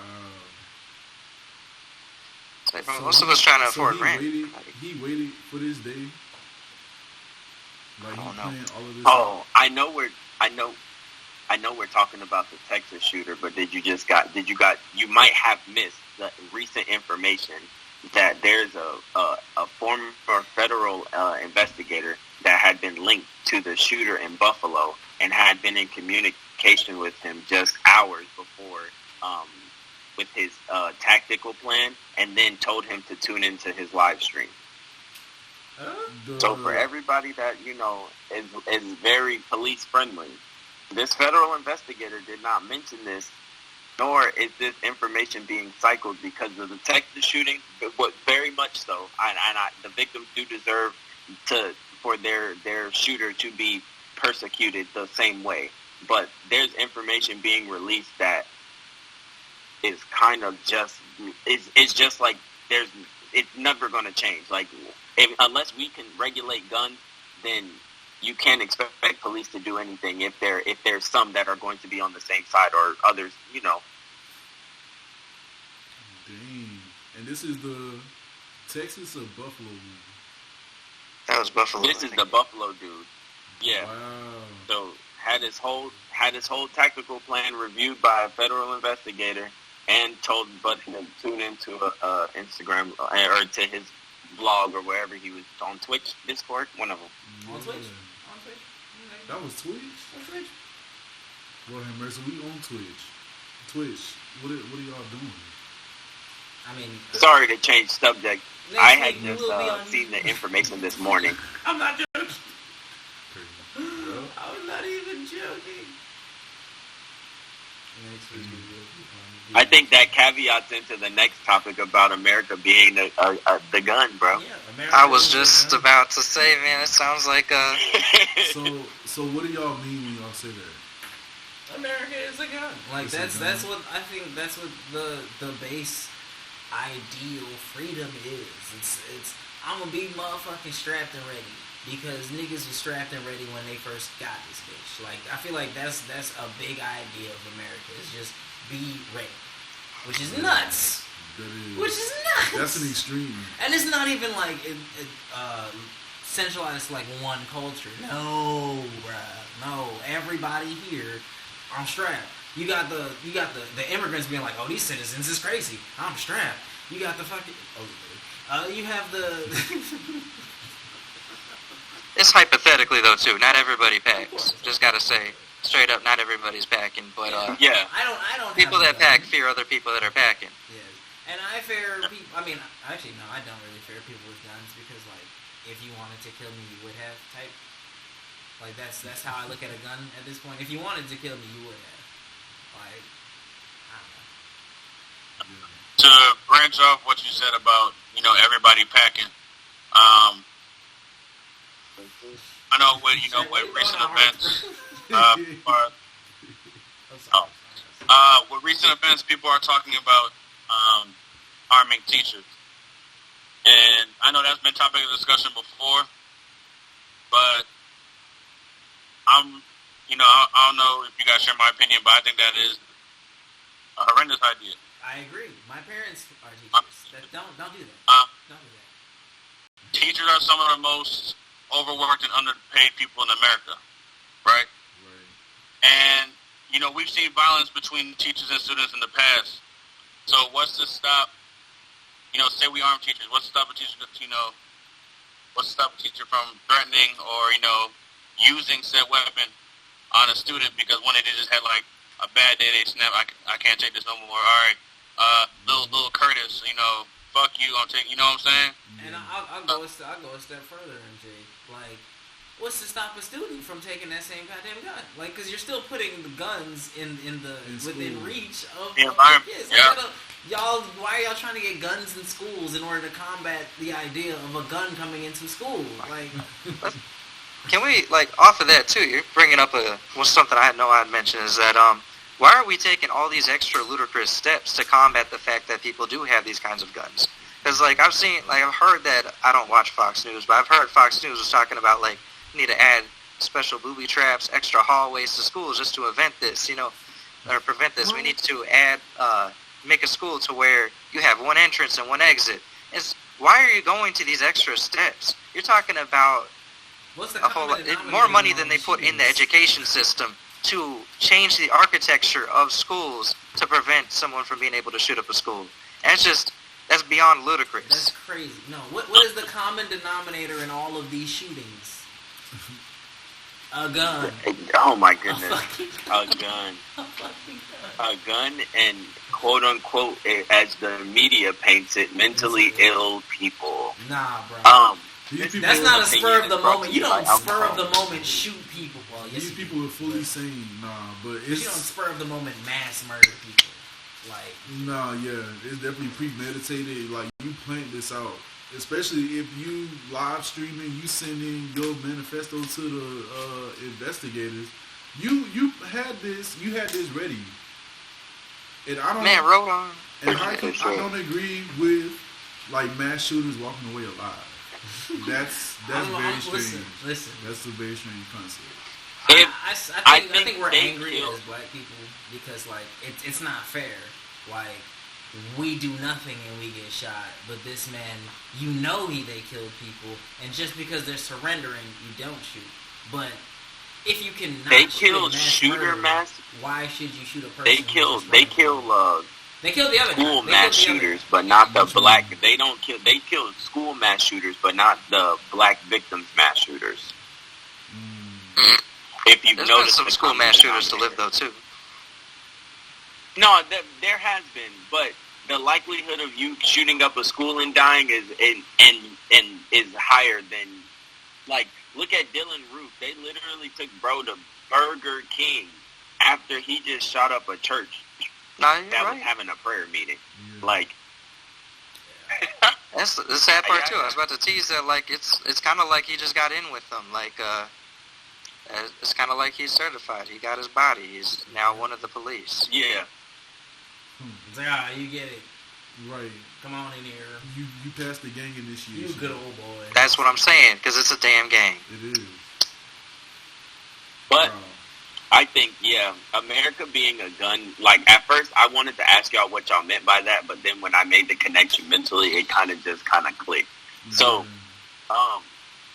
overall, if you get into history, and shout out to my 11th grade U.S. history teacher, Coach Vance, he kind of told us that America runs on three things. They run on money, oil, and the power of religion.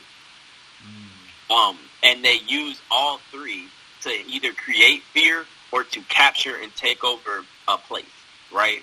Not to get into military conspiracy, but who now has ownership of Afghanistan? We've been there for so long. I know we pulled troops back, but we set up their new government. Same thing with Iraq. Same thing with Iran. Like those places that we tore down governments and military might. Do you think we haven't put people in place that are going to bend to the will of America? Like doing the same thing Putin was doing. That he is doing now. Dang. America runs on fear too. Want to add that? Yes, for sure. And I think that's kind of where we play the most into is the fear aspect. Because the reason they're in those countries that you listed is because basically this country was scared of Russia getting satellite nations, and the whole democracy thing. Like, we got to spread democracy for the will of God. Communism is bad, and we have to. This is probably too heavy for the podcast. My bad.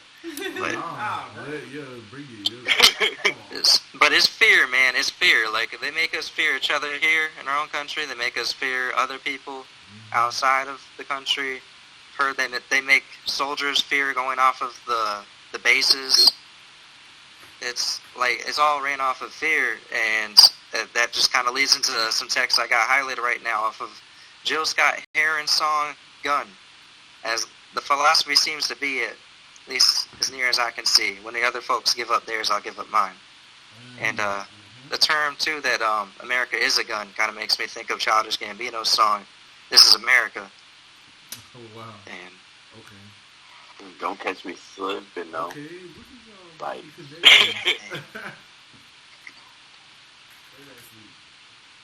Interesting concept on the idea of it, and the fact that you guys are talking about guns. Would it be valuable? Shall I read this out loud? Yes. Okay, we have another chat from Diddy Daddy David. He says, interested or they, I'm not trying to misgender, interesting concept on the idea of it and the fact that you guys are talking about guns. Would it be valuable for the government to mentally check people to see if they have the withal to purchase these guns? I'm sorry, David, I don't know what withal means. I'll say if they have the mental stability to mental stability to purchase guns. So there is supposed to be a concept when you get a rifle legally that they do a background check, right? However, things like the gun show are a thing where you can go in with cash and purchase a gun at a gun show. It depends on the state you're in and the law there, but there definitely there's ways to circumvent that. Like, it works, but it doesn't work. If I could expand on that, just to kind of clarify some things, with the background check, first off, the background check that they do perform is, so that is a federal database that they are going to, like the gun shop, you go to a licensed dealer, they're going to take your IDs that you provided to them. They're going to send that forward to a department. I can't tell you which one that is.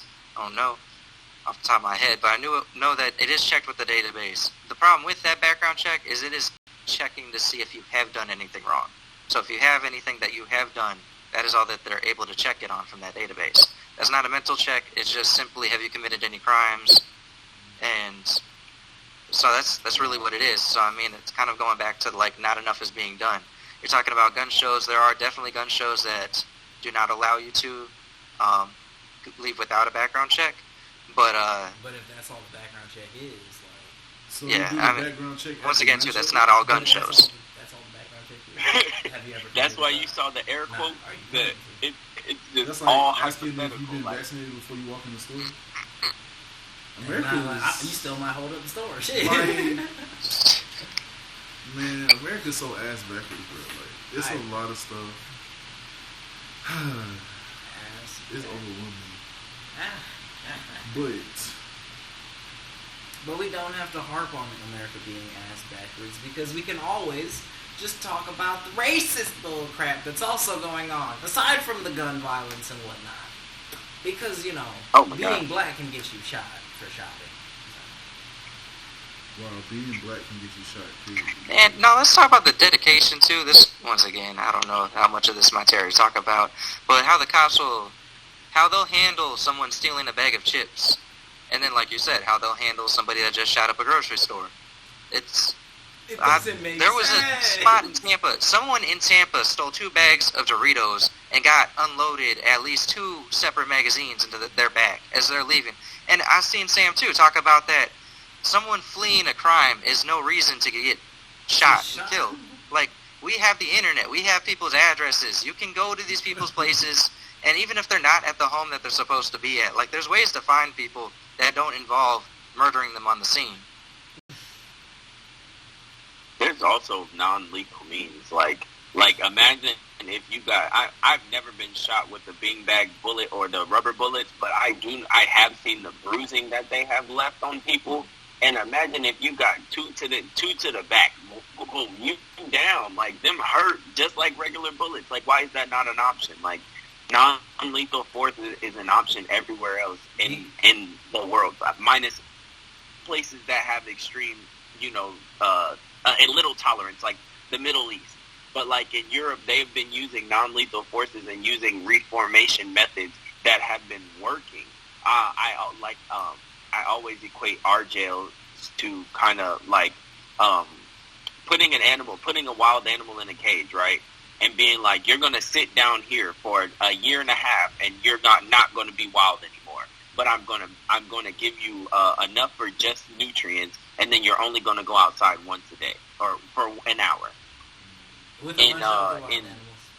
In Switzerland, or like one of the countries that are next to Switzerland, maybe Denmark, their prison is like a college. Essentially, you're learning while you're there. So you have to essentially earn like knowledge credits, and you have to show them that you're reformed. But they're not treating you like an animal. They're treating you like a human being, so you can know what it is to be a person for when you're out on the outside. This is how we treat everybody in society, so we're not going to treat you any less than, but you need to show us that you're trying to be a part of society now.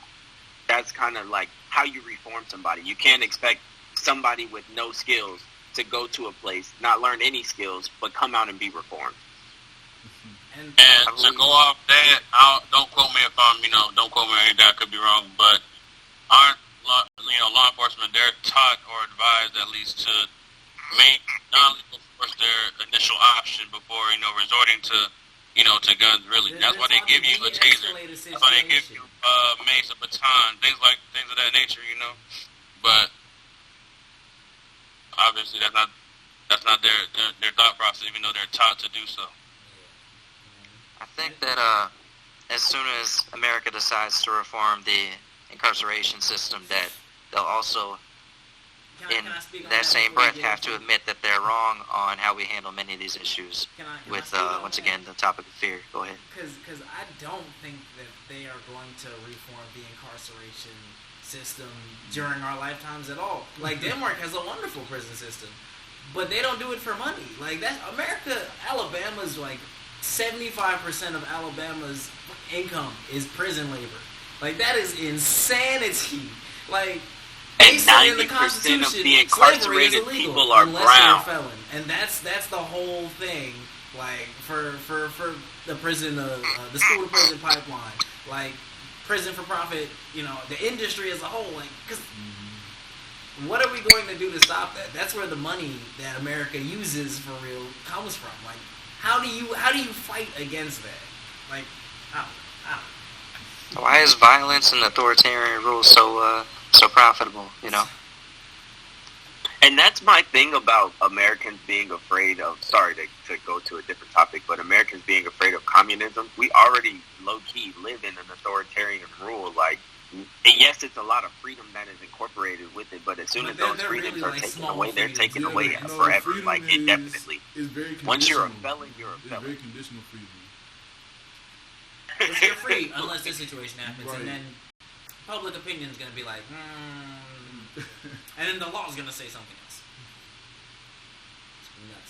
But yeah, to talk about the prison system, like somebody said it's basically slave labor. Yeah. Because when they what is it? When they do work for the prison, they only get paid $1 or something. Like cents. For- Cents on the dollar. Yeah. Cent. And selling it for 5 times that. So like that's free labor. And then the prison system is not going to be reformed because it's making money, and they found a way to keep a certain population of people in the prison system. So that's when, and then y'all was talking about the school to prison pipeline, the over policing. Over policing is crazy. You're going to the neighborhoods, like you're enforcing your own rule on a place that you've never been. So, and then the television. I'm about to segue on y'all. So, I have where I work. I have a lot of African immigrants, and so I asked them, I'm so confused. Like, why would you want to come to America? Like, you have so many other options. They're like, well, what we see on TV. We see on TV, y'all are like free. Like, they paint this picture on TV. I'm like, yeah, the TV's been spoiling it. Like, y'all see like America is a super complex, home of the land of the free, home of the brave. Nah. And so like what y'all also see on TV is how they depict black people. So that's how like black pop culture, like all over the world, like you see K-pop, they watch TV. Like they're not really, dang, that was a crazy segue. I'm just rambling. But to go into what you were talking about like immigrants, not in a derogatory sense, but like just people coming over. Yeah. The American dream works for people not African American. Like anybody, it works for Africans. They come over and they become doctors. It works for Italians. It works for Spanish. It works for a lot of people because America will allow you to do that. But if you are African American, there is very little. And I always talk about this during the railroad, the expansion of the railroads in San Francisco, when they had the yellow scare, where they thought Chinese people were going to rise up and destroy America. They put Chinese people in concentration camps, right? Now every major city has a Chinatown as part of a reparation plan that it's not a public thing, but no city stops Asian Americans from making a Chinatown or making a Asian market area or nothing like that. Same with like Little Italy. Same with the Jewish community expanding. Like everywhere, every culture, every group of people can make the American dream happen except for African Americans, because one, we gatekeep our own, and then two, they gatekeep us harder than anybody else gatekeeps us. But I do have to slide you guys. I love y'all. Enjoy the rest of y'all podcast. Please, bro. Thank you for your input. Bro. Thank you for your input. All right, thanks, bro. Dang, how he gonna drop some fire like that? And Right. all right, Exactly. see y'all niggas later. Some goddamn heat. He's like, all right, peace. Okay. Now, look, that had me feeling kind of guilty, Why? Cause I'm not African American. Shit, I'm very much an immigrant, nigga. I'm not African. I mean, we're all African, but shit, I'm not African American. I'm just black, bro. But then also, it's like they're escaping. When you come to America, you're not always escaping something, but like I know, like people coming from the South America, like it's a lot of drugs and cartel going on over there. There's a lot of shit, a lot of drugs and cartel going on over here, but it's probably a little bit safer.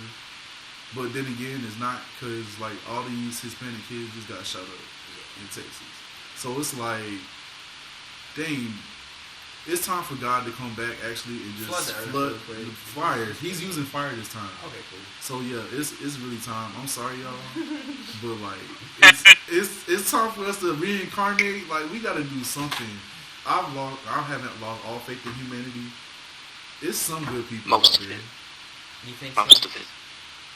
This little Man, you're talking about here, cleansing the this place is- with, this is what I'm talking about God here. talking about fire and stuff, like talking about, got the politicians today talking about, Jesus, babies, and guns going into Roe v. Wade. Oh, yes. And, Let's get into it. Yeah. as you're talking about that, guess I'm kind of off topic to what I had just brought up. It just reminded me too that I had said recently. It's like America's going to hell, all of us. I don't know why y'all think that this whole like guns, babies, and Jesus thing, like especially the same weeks as all these atrocities over here talking about ways that they're trying to take away women's rights. It's bullshit. We're all going to hell. There's people trying to excuse it like it's not some crazy thing. You know what I really love about the overturning of Roe v. Wade, because there's just so many things to love. I love that it actually destroys a lot of things that HIPAA protects, like confidentiality about your medical records. Right, that's what this would lead to. So you can like force people out of companies by saying, oh, they're medically unfit to work here. Look at this that I can pull because it's public record. Because fuck HIPAA. Like if a doctor can snitch on you, then why can't I just go in and why can't I subpoena some records? Like I'm not saying it's not just affecting one side of things, but this is a stupid ass decision, and I think in the end it's ultimately about control of women's bodies, which is such a what is wrong with like the old people. Cause that's really who that's it is. Weird, bro. That's weirdo stuff. Like I thought we agreed, like as human beings, religion. Okay, believe what you want to believe. Don't be a dick to someone else. But no, y'all are still on that. Come on, that's from the 50s. Like if you were alive during segregation, you should not be able to hold office. I don't care. I don't. How much sense does that make? How much? What are your interests doing for me? What are your interests doing for anyone who's like different from you? Because you probably still missing those days. You missing those days. So you gonna do everything in your power to make what's the thing? The laws. You're like gonna still pick and align choose. with your values. Yeah. Like that's what. Okay, I'm a harp real quick. That's why I love me some Bernie Sanders, because there is photographical evidence that he was down for the people when he was like 20. So. Like, and it's no one saying, oh, everyone's terrible. It's just majority of the people in power are terrible. Oh my God. I'm not attaching that to any group that I work for, or please don't kill me. I don't have any type of political power. Okay, well, I'll say everybody in power. You know what? I'm not gonna waste death on nobody. Don't do that. But you 60 and up, just take your retirement and please. Get out of the way.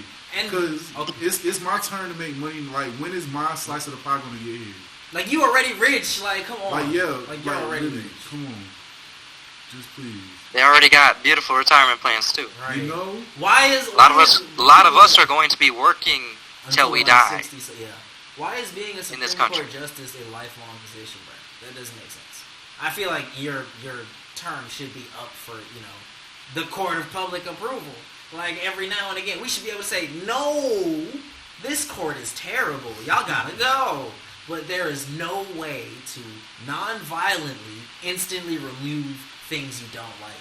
And I'm not saying get all Muammar Gaddafi. Yeah, I'm just saying like, is there really like no other solution? Like to immediately get changed, because voting don't work. Because the lobbyists is still gonna rally. So whatever side it is, they get money to go for the ideologies that companies want. So what is it? I'm getting. This was a political episode. Everything really ties back into like how much money is in this for me. Like, how am I going to profit from this? That's the biggest thing that moves America. Okay, so we have another input from the Master Black. Did slavery end, or did it just become more advanced? I.e., the prison, workforce, schooling, etc. Without being it became more advanced. Because we did definitely just answer this. Yeah. It's not done. It just got more advanced, and you clearly know that from your own question. So I agree. So slavery has definitely gotten more advanced with more steps.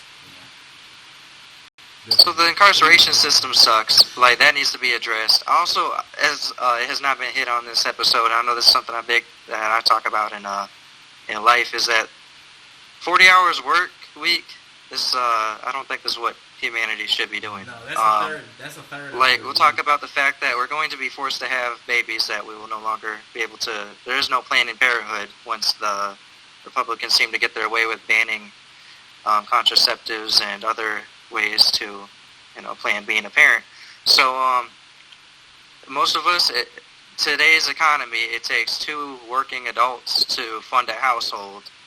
Hypothetically, let's say these 2 working adults have kids. They're not going to be seeing them, and that's how I grew up. Is your parents go off to work? Like, are you even raising these kids at this point? Because most of your time is at work. Your life is at work. Everybody wants to say it's only 8 hours out of your day, but that's how much time the sun's up, basically. I mean, you got. Yeah. So they're taking your daylight. And there's 24 hours in it, so that's 1/3 of your day gone. 1/3 of your week gone. 1/3 of your life gone. And you make that sound like 1/3. Okay, you still got 2 more thirds, but there's basic human needs that need to be taken care of in another one of those thirds. There's 2 thirds. Right. And then the final third ends up just being basically transportation to work. I mean, how much of your own hobbies, your own life, and your own family do you get to actually involve on your 5 work days? I mean, I work remote, so I can do that. Looking bastard. I know. This is my office, guys. So, not to veer too far off topic, I know we're talking about Roe v. Wade and everything. So there's certain pages on social media that I follow, very toxic, I'll admit, very toxic, very entertaining, but very toxic. And Roe v. Wade is discussed a lot in that group, but they take it in a different direction. They take it more so as, I'm gonna get a little controversial here, because I'm not voicing my opinion on the matter. I'm just bringing up what the subject is that a woman choosing to have an abortion, even though a man wants to have a baby, is the same as the man leaving when he doesn't want to have the baby and the woman does. How do y'all feel about that?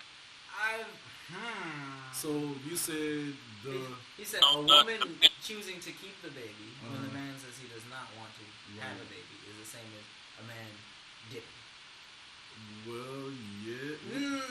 I wouldn't say it's the oversimplifying the topic. That's oversimplified. Yeah, that's oversimplified. It's nuance. Right? It's nuance. Yeah. Like, okay. But they're both.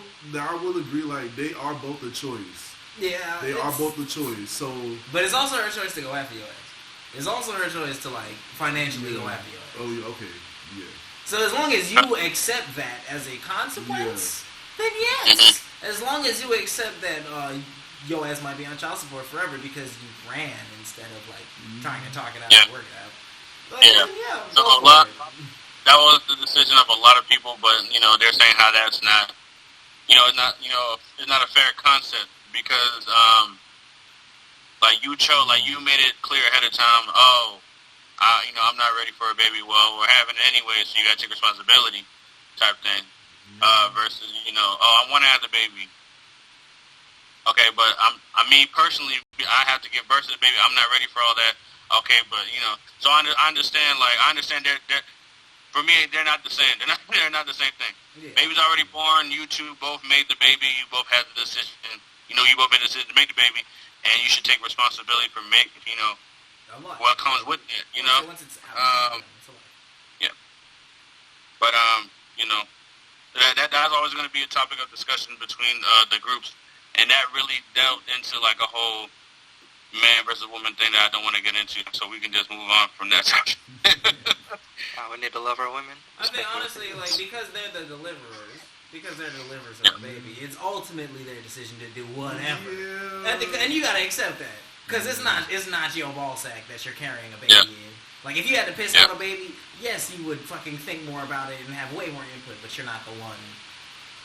Yep. And, that tying into the whole, we shouldn't have our own opinions on a woman's body and what she chooses to do with it. That's why the overturning of Roe v. Wade is so dumb. But these old people... It's about control, and these troll-ass fucking Bonnie and Clyde women who are standing by the overturning. What is the female version of a coon? What do you call a female coon? Not like a black-on-black coon, but a woman-on-woman coon. I don't know. Would you call it? Would it still be a Karen? Or is No. that only a white woman? Okay. I don't think they got the time for that, but you know, They we can always need a make it. term for We gonna that. make They it need a term on for this show that. live. Like how simp is like kind of for a dude, kind of. Well, I think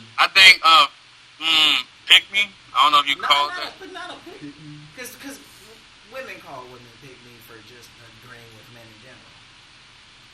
To be fair, you know what? No, we're not. Yeah. We're not that channel.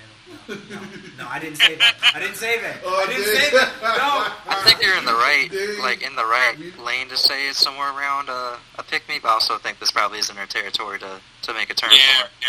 Right. We can always discuss that in a different podcast, but Okay, fair enough. but If I I say think the anything next wrong, step in our itinerary is rent and wage.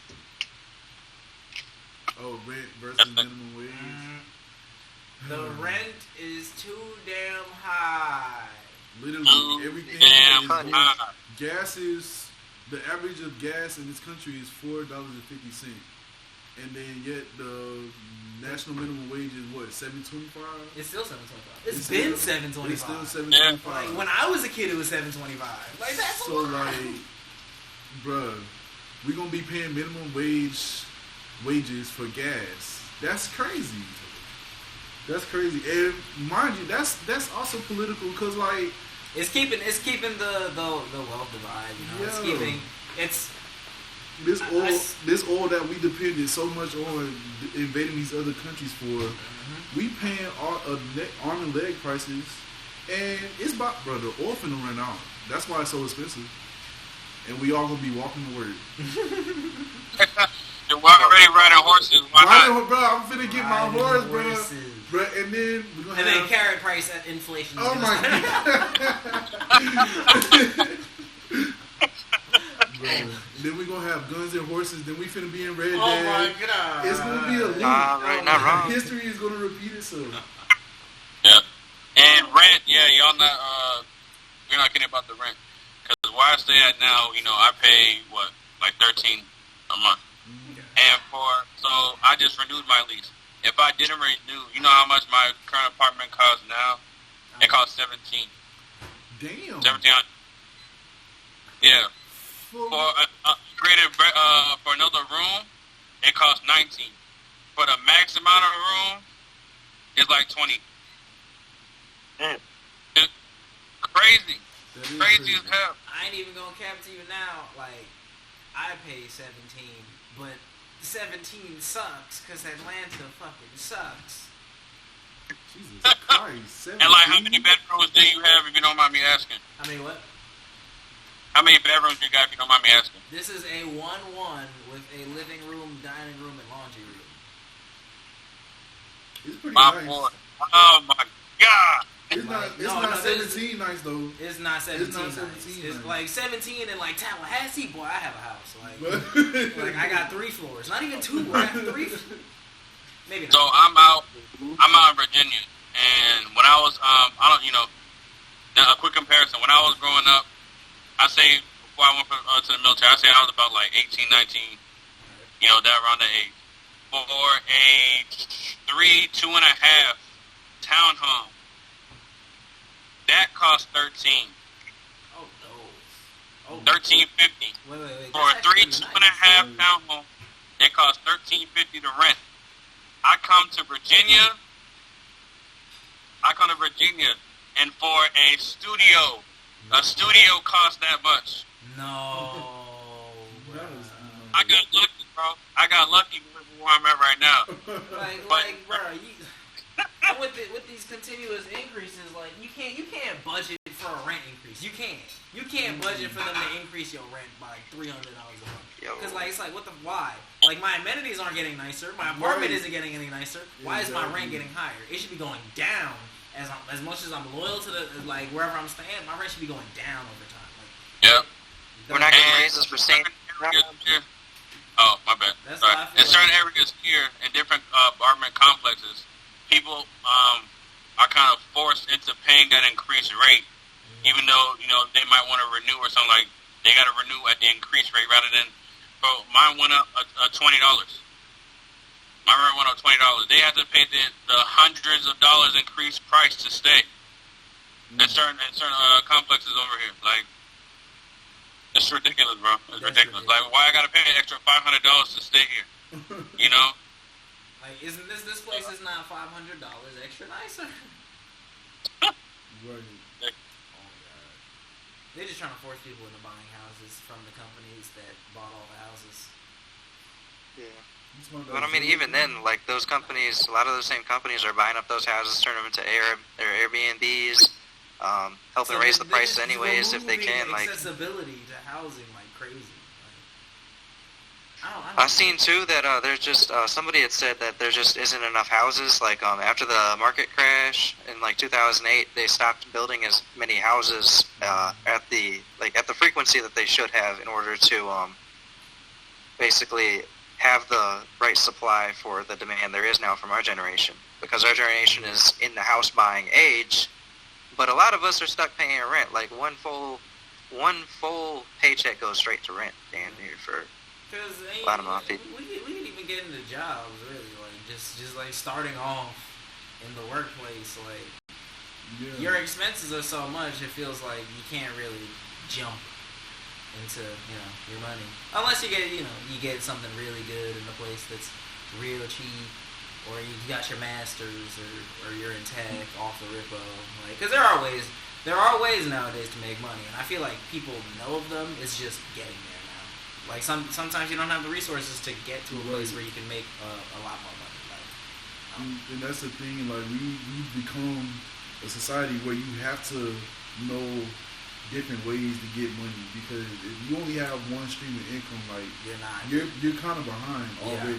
Like you're not going to be able to grow your money. You're only going to be able to survive for your life. Like that's I don't like that we're like that either, though. Like I don't think it should be that way. Working 40 hours a week, like that should be enough. Exactly. You know, like I understand that's how it is, but I'm saying that's not how it should be. We should not have to. Be at all, but that's my boy. That's how it is. And it wasn't like this all the time. Like, I understand there's always been hardworking people in America. Like, this is the place where people dream about opportunities. Like, motherfuckers work 4 jobs because they want to be an actor type crazy shit. But I had a half decent life coming from an immigrant family where my parents were teachers. Like, shit wasn't amazing, but it was pretty good, like, for what it was. And then I'd go off into the world by myself, and I'm like, oh, this is ass. They didn't, like, my parents got in right when the shit got shitty, because the stuff they were paying is not what I am currently paying. Right. Like, why am I paying what my family's mortgage was when we were staying, like, in, like, what? There's so many things that I had questions for. Like, the world is not set up for us to really succeed. So, and listen, I love me some money. But I also hate me some dependence on money. So I understand what you're saying, Justin. You're like, it shouldn't be like that, but it is, and I am damned if I'm finna like starve in this world. Oh yeah, same. I'm not gonna starve out here. I'm just saying that as we worry about policies, politics, and all this, that this is not what I want other people to have to go through. And it's a damn shame that the generations before us don't seem to believe the same thing. They just look at us and go like, "Why are you drowning? Why does it suck so bad?" Because y'all made it terrible. Just die. I mean, just get out of power. Get out of power. I understand, but do not condone that comment. I'm sorry.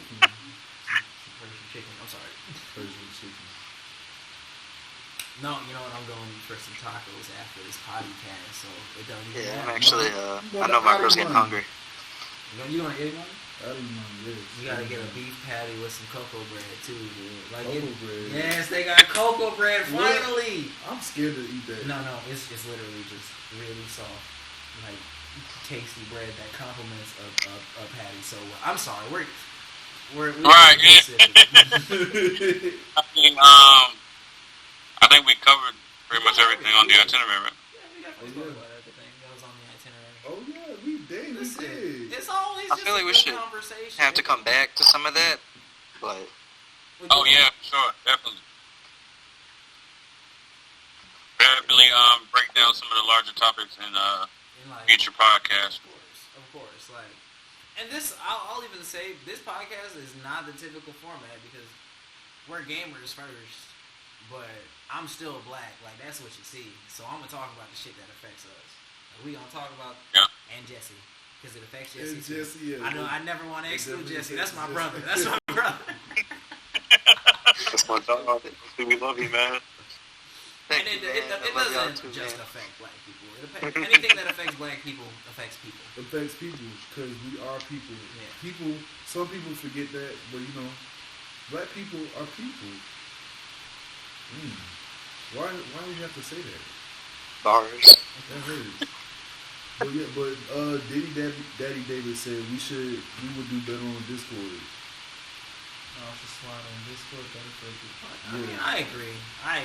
I just like this is the first this is the first big cast. I just learned what OBS recording software is, and you are right. Discord uses much less bandwidth. And I was thinking Zoom. Look at me, I'm being a fucking Discord, but we have to. But it's more personal when like we can see our faces. Like you can use video chat in Discord. Oh really? Yeah. Okay. So why didn't we use it? I don't know. Okay. I don't know. Hey, there's only our second one, bro. We got it. We're gonna look back on this moment, and when I'm rich, ask me for like $200, and that's what you get. $200. Like 10 years from now, it's $200. Hey, bro, you know my car broke down. You know I can use $200. I remember. I got you. But does anyone have any does anybody have any closing remarks? I don't want to get into that, bro. We've been talking for 2 hours. I'm not even going. Let's add that to the. That could be for the next itinerary. Yeah. The question was. That is a good question. When it comes to your loans approval, as a black person, why does it take longer than a Spanish person or a white person? And he said, and also don't forget that $200. We can get into that. We're never coming out. Thank y'all for tuning into the pod, and thank the guests, the ones who were able to stay to the end. Thank you, Jesse. Thank you, MJ. Thank you, Ivan. It was great. Thank you for doing this. This is pretty cool. Yes. All right, y'all. And tune in next week where we will be streaming on YouTube and not Twitch because I got my approved for tomorrow. All right. I know this man Shakur didn't just join back. It's the same PlayStation party. Right when you about to get off, Shaq's like, oh, what's up? What's up, y'all? Hello. Nah, you know he did. For sure, W. You said, y'all leaving? Oh, y'all could hear me this whole time. No, get out. Get out of here. See, and that's what he'll say. No. And that's what he'll say. We're banning Shakur from the chat. No. Man. Not again. Not again. Like anybody got closing remarks before I just end this stream? No, man. Y'all be safe out there, all right? Yeah, please be safe. All right.